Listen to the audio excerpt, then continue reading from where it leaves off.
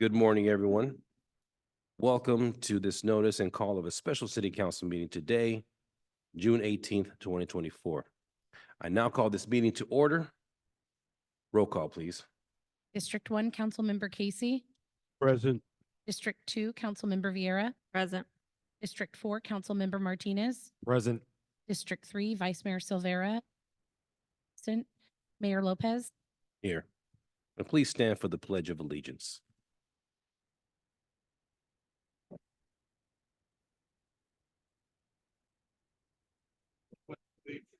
The flag of the United States of America.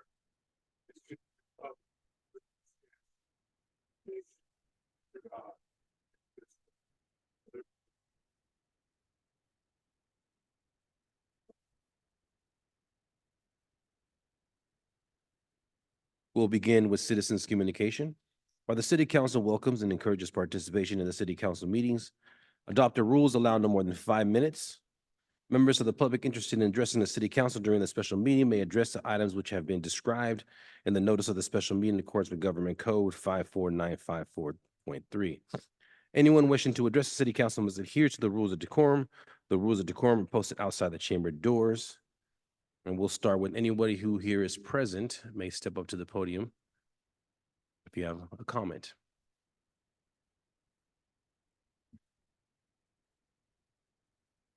Dave Pratt of Series. Talking about the dog park again, can I? Is it possible? I think when it become, remember, we talked about this special meetings in particular, we can only talk about the items that are on the agenda. Okay. Yeah. Thank you. Anybody else?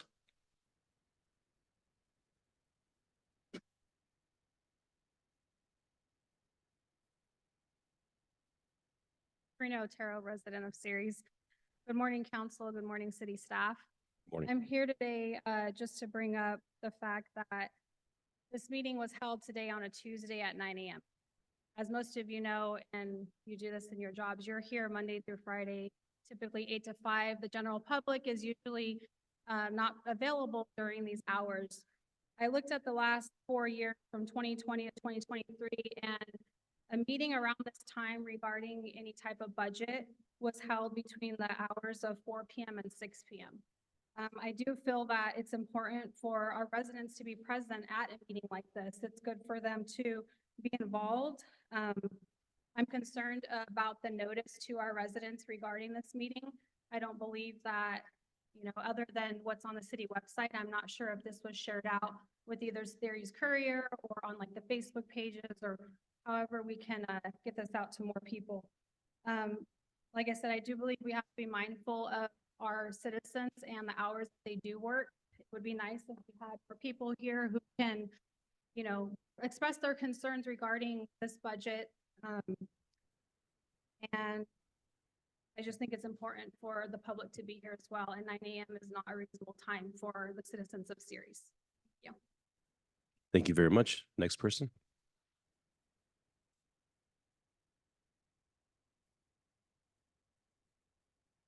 Good morning, Council. John Warren, City of Ceres.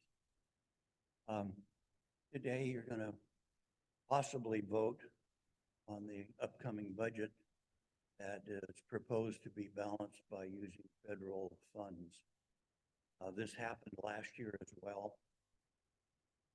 We're talking over $2 million, some of it coming from reserves and some of it coming from the ARPA funds. Going forward in the future years, these funds are not going to be available. It would be nice if they were, but we can't look into the future of the crystal ball and see what's coming. I was sitting down this morning before I came here looking at my AAA insurance bill. Last year for my pickup truck, the premium for collision was like $400. This year they want $800. My total bill is going to go up 66%. That's without having any usage of that policy since I can remember. So the city, I'm sure, is looking at some of these same costs across the board. And so I do believe to balance the budget, you're gonna have to really reach in there and reduce some of the costs that the city is experiencing now to make things meet. Going forward, $2 million next year is gonna be. I really do think that you need to budget this year and reduce some costs so the budget can be balanced. And that's gonna take quite an effort. And us as citizens as well. Thank you very much. Is there anybody else? Did we receive any emails? There were no emails received.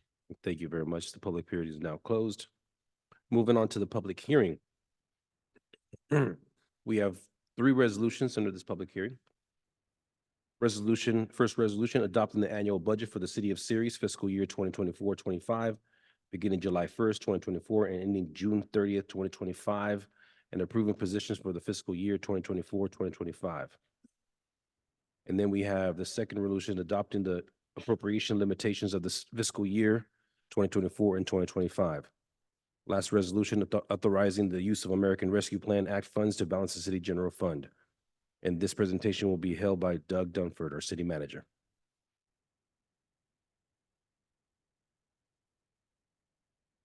Mr. Mayor and council members, the budget process this year was initiated for 2024 quite a few months ago. Basically, during that time, we were able to meet with all the department heads, and it was quite extensive. Took a lot of collaboration between all departments, and also a lot of giving to make the balanced budget move forward. We were not really favored any one department. We took from everybody. Everybody gave a little bit of something, some gave more, depending on the size of their budget. The finance department, I met with them, and it was main objective was to evaluate all the requests that they had coming in this year and the feasibility to align those with the city's strategic plan and the available resources that we had going forward. The proposed budget for fiscal year 24-25 includes a total general fund operating revenue of $26.57 million and a total expenditures of 28.7. This is a structural deficit or shortfall of $2.13 million. To address the shortfall, we're going to be recommending that we use the $1.5 million of ARPA funding and roughly $635,504 of general fund reserves to help balance the budget. In addition to that, we are going to be freezing 10 open positions that we currently have in the city. The structural deficit is a result from the growth rate of expenditures outpacing revenue growth. As Mr. Warren just pointed out, everything's going up in costs. Our expenditures are projected to grow at a rate of about 4.3%. However, our revenues are going to be much lower than that coming in. They're expected to remain fairly flat, basically, moving forward. Pension costs continue to rise. Just in safety personnel alone went up 11%. Our liability costs went up 33%. Our fire contract went up 7.2%. Everything's going up. Despite the shortfall, our general fund reserves remains above the council's policy of 18%.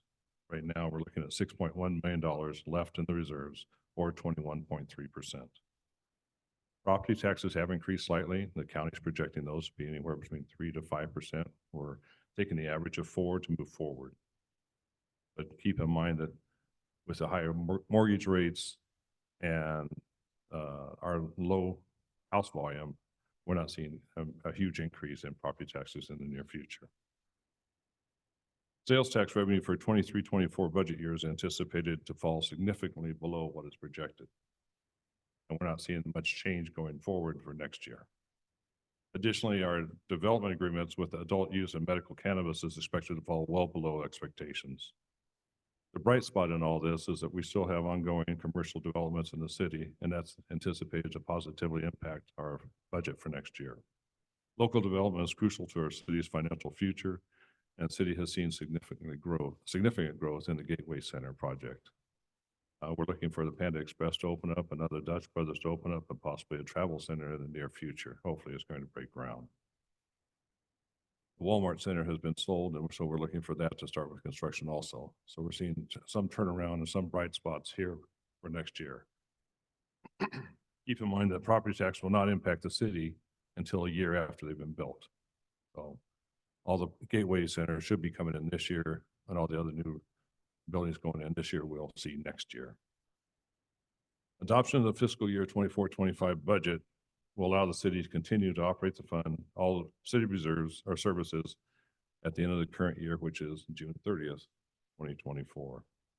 The recommendations to proposed budget will accomplish the following: maintain key service levels, maintain investment and improvement to the city's infrastructure and facilities, maintain reserves at or above the city's policy level. The proposed general fund is balanced by utilizing $635,504 of the general fund and maintain a service level of 21.3% or $6.1 million, and using $1.5 million ARPA funds. Considering flat revenues, it is important to plan for long-term sustainability while maintaining the highest level of service the city can afford. This will ensure fiscal responsibility and the sustainability of the city and continued provision of essential services to the residents of Ceres. The city of Ceres, like the state of California and numerous other cities throughout the state, are all facing a deficit. The city continues to see our lighting and landscaping districts that were created in the 1980s and have not risen since then to come in. And roughly right now, we're facing a $472,000 revenue, but our expenditures is $1.4 million for lighting and landscaping. That's a $571,000 difference in just lighting and landscaping. We're looking at Prop 218 to go out to the citizens to see if they can help us out and also change that 1980s service levels, or not service levels, but funding levels.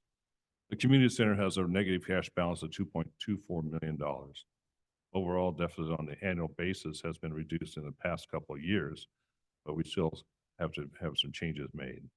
The Big Valley Church has renewed its contract, and so therefore that's one bright spot that that's moving forward. But the city is looking to the return of some customers since the pandemic, and we're seeing an increase in revenue coming from the community center.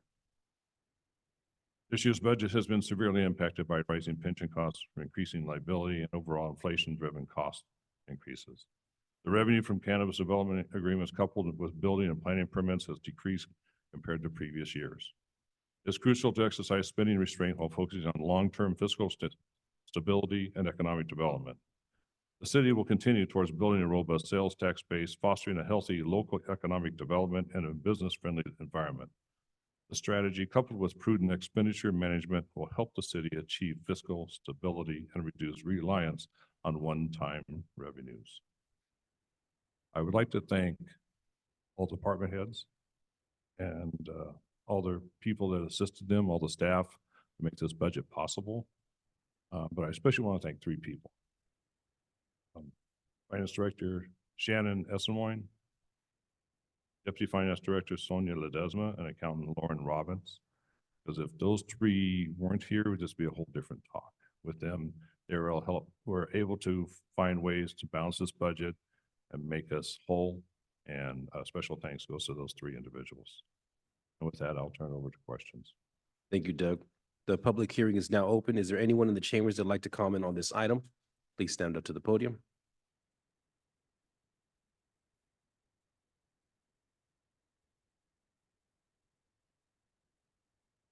Thank you, Mr. Mayor. John Warren, City of Ceres. Once again, balancing the general fund is not a balanced budget.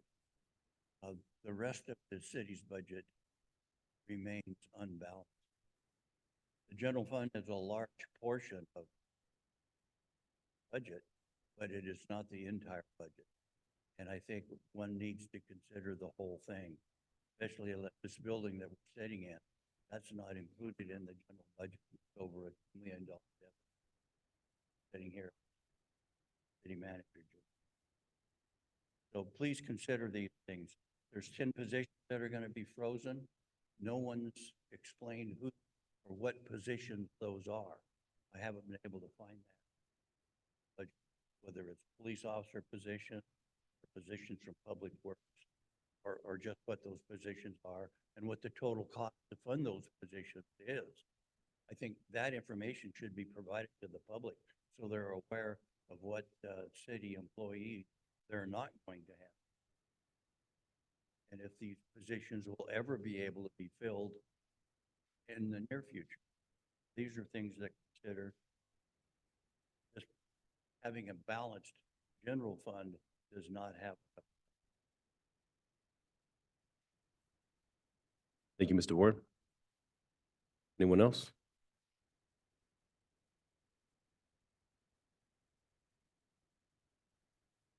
Is there any emails? There were no emails received. Okay, the public hearing is now closed. Bringing this back for discussion from the council. I see Mr. Martinez has pressed his button. Council member? Thank you, Mr. Mayor. Previously, we've discussed user impact fees. We've discussed finding ways to research them, to get business license fees back to where they should be, since we haven't raised those in years. We've talked about doing fee studies here at the community center to make sure that we're charging what we should for this property in this space. We looked into our youth baseball and softball and our youth soccer rental fees and seeing if they're on par with where they should be and what we're getting back from those organizations that are using our facilities. Have we reviewed our vendors list to see that the vendors that we're purchasing from on a daily basis are still competitive and fair priced? I know with the concerts in the park, we bought our signs and those prices on those signs skyrocketed. And so we purchased them from that vendor. We're going to be looking for a new vendor moving forward. Joey's already on top of that. So, there we're trying to find a way to save money. Are we doing those things right now? Excuse me, are we doing those right now? Yes, sir. So basically, right now, we have a study going on, looking at the user and regulatory fee study. And that's going to be addressing all the items pretty much that you just talked about. We're going to be looking at the community center, are we charging, building and planning and everything else. Are we charging the proper rates? Keep in mind, we have not changed those since 2008. So right now, we're charging 2008 prices. And since then, inflation has climbed over 33%. So that might be one reason why people want to build here, because we're extremely cheap. We're not Correct. putting money forward or saving it. Do you have a tentative time frame of when those impact studies and fees will be brought back to council? We're anticipating the user and regulatory fee study and possibly impact fee study to come back to council in August. And their unfunded accrued liability adjustment or recommendation should be coming back to council in November. Right. And then I believe the fees are set in a contract with CYSPO and CYB, but when those contracts come back, we may need to revisit those fees as well. Yes, sir. Thank you. Doug, quick question. This is piggybacking off Mr. Warren's question. Could you please explain the 10 positions that are frozen? Yes, sir. The 10 positions we're freezing right now are the ones we've been open for quite some time. There are 5 police officer positions, 2 dispatchers, 1 senior dispatcher, 1 deputy public works director, and 1 finance secretary. All those touch the general fund. And those positions have not been filled in how long? Quite some time. We have trouble with the deputy public works director. 5 police officer positions have been open for a while. Dispatcher, we're just trying to still get back up to that. We're looking at unfreezing those when our funding starts coming back in and we start seeing the return in sales tax, property tax. When that starts turning around, we'll be coming back to council and explaining everything, why we're unfreezing or requesting to unfreeze those positions. It was going to be my second question, but thank you. Councilmember Rosalinda Vieira. Thank you. So one of the things I wanted to clarify, because I know looks like we're having to use ARPA funds in order to balance the budget. What exactly are we pulling those funds from? Because I thought all of the funds had to be allocated. And so I was just wanting to know what projects are we eliminating in order to balance the budget? So about 2 years ago, the council voted to use $1.1 million in ARPA funds to balance the budget. Much to our relief, or the city's relief, because we weren't here, some of us, revenues came in higher than expected, and so that 1.1 million was not used. So that was excess money for ARPA we did not count on. The other $400,000 out of that 1.5 was a project for the duct cleaning that the council moved forward with, not saying we're not going to do it this year, or we're not gonna do it, and that was a savings of $400,000. So the 400,000 coupled with 1.1 is how we came up with 1.5 million. We have not canceled any other ARPA project at this time.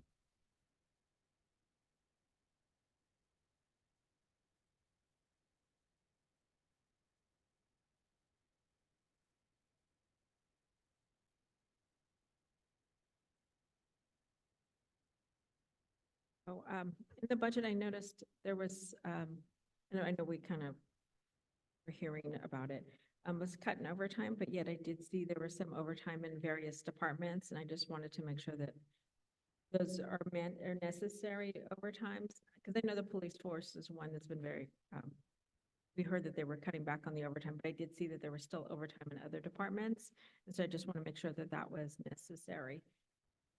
Because I know our police force are needed on, out in, I'm just good, I saw them out today on their motorcycles out on the corner out by the old Walmart, the dark Walmart. So I do know that they were out, and I just want to make sure we have proper funding, but at the same time, I also saw it in other departments. And I do know we need a plan for emergencies, but at the same time, I saw other internal, such as HR having overtime. So I just didn't know if that was something that was necessary and the reasoning why they would need overtime, because usually that can be worked internally.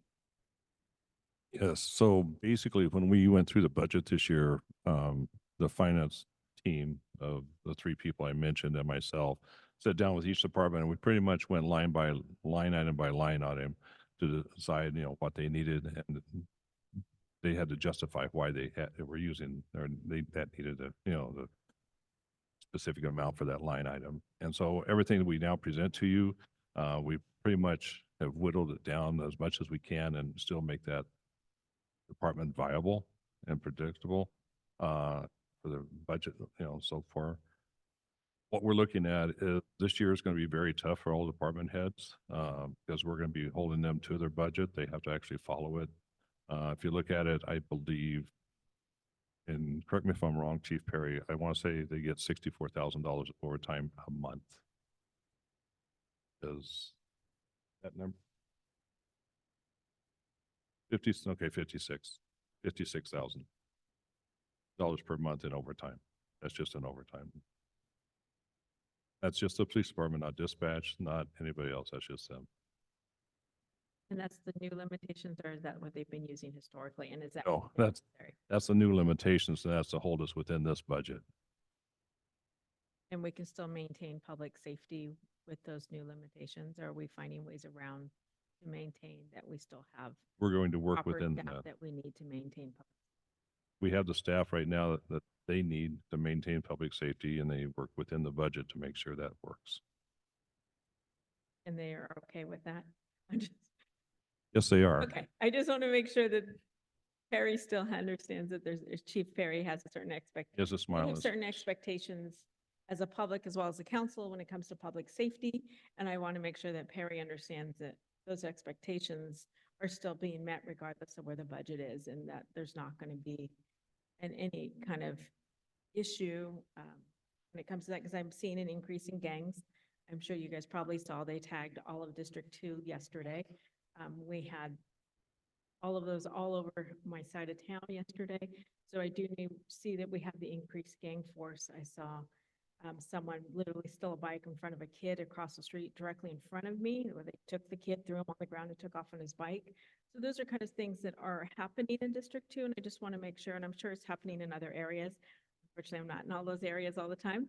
So I just want to make sure we're able to maintain public safety in the city with the new budget, or we're making the accommodations we need to make sure the city is still safe. Yes, Chief Perry and I are meeting once a week, and I'm sure we'll be talking about the budget. Thank you. Any additional questions from the council? Okay, no comments or questions? Okay, the public period is now closed. Bring this item back for a motion.